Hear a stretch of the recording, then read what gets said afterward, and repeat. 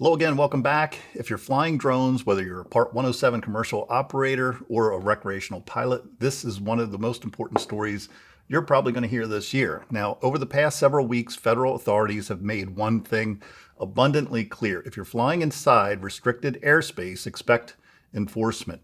During the FIFA World Cup, the FBI, FAA, Department of Homeland Security, and other federal agencies launched what officials describe as the largest drone enforcement operation in U.S. history. The result should serve as a wake-up call for all drone pilots. More than 700 drones seized, according to the FBI. Authorities seized more than 700 drones that entered restricted airspace around the World Cup venues across the U.S.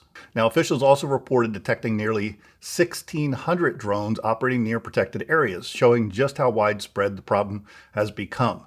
Now, that wasn't limited to one city. The enforcement spanned all 11 U.S.-hosted cities and involved specialized teams using advanced technology to detect the drones, locate their operators, and seize the aircrafts that violated temporary flight restrictions, or TFRs. Now, not every pilot had bad intentions. One of the most interesting details came from an NBC Dallas-Fort Worth investigation.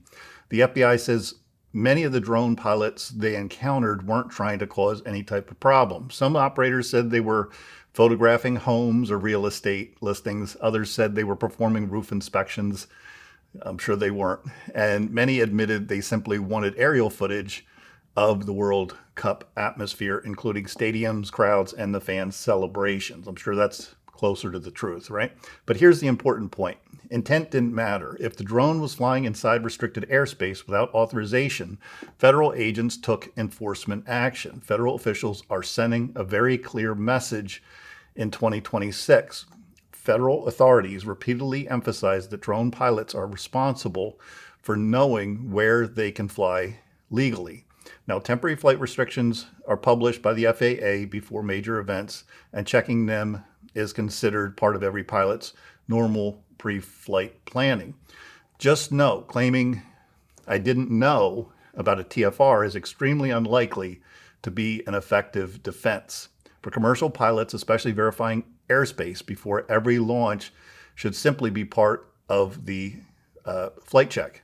So to be clear, criminal charges are already being filed. This enforcement isn't limited to warnings or drone confiscations. Federal prosecutors have already filed criminal charges against some operators accused of flying inside restricted airspace. Now, in another case announced by the Department of Homeland Security, ICE arrested an individual who allegedly flew a drone, again, inside restricted FIFA airspace during the games. This case demonstrates that when investigators believe additional federal violations may be involved, that the consequences can extend well beyond the aviation enforcement. This isn't just about the World Cup.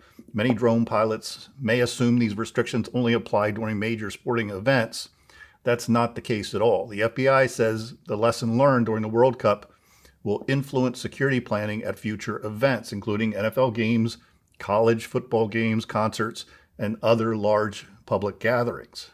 In other words, this level of enforcement may become the new normal, and I would suspect this is the new normal. Always check your airspace before you fly. Don't assume that because you've flown somewhere before, it's still legal today. Temporary flight restrictions can appear for sporting events, presidential visits, of course, emergency responses, operations, wildfires, VIP travel, and many, many other situations. It only takes a minute to check your flight planning app or the FAA's published TFRs before you take off. That 1 minute could save you from having your drone confiscated, facing substantial fines, or even criminal charges. So here's my final thoughts. The biggest story here isn't the hundreds of drones that were seized during the World Cup. The real story is that federal agencies have demonstrated both the technology and the willingness to aggressively enforce restricted airspace, again, especially in 2026. For responsible drone pilots, this isn't something to fear. It's simply a reminder that safe flying starts long before the motors spin up.